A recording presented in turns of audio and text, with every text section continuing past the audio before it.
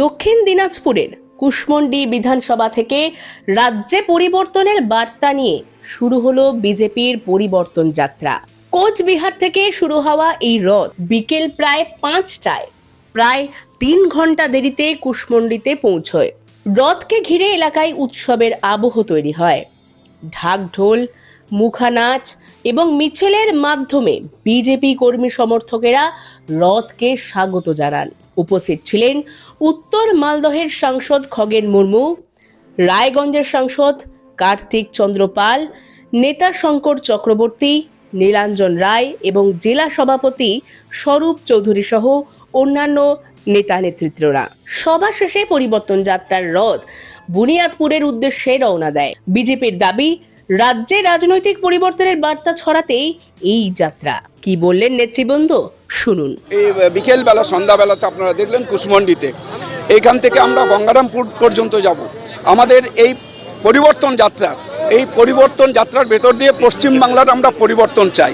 পশ্চিমবাংলায় যেভাবে মানুষ আজকে অত্যাচারিত হচ্ছেন, যুব, কৃষক, এখানকার মহিলা, এখানকার আদিবাসী, এখানকার তপশিলি সম্প্রদায়, কেউ বাদ নেই।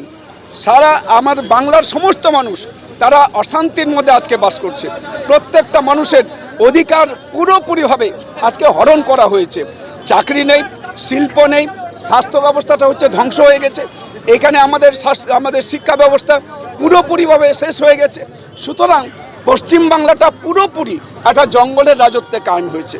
পশ্চিমবাংলার মানুষ ঠিক করেছেন যে এইবারের যে বিধানসভা নির্বাচন, এই নির্বাচন থেকে তৃণমূল কংগ্রেসকে তারা বিসর্জন দেবে এবং এটা তৈরি হয়ে গেছে, এটা ঠিক হয়ে গেছে।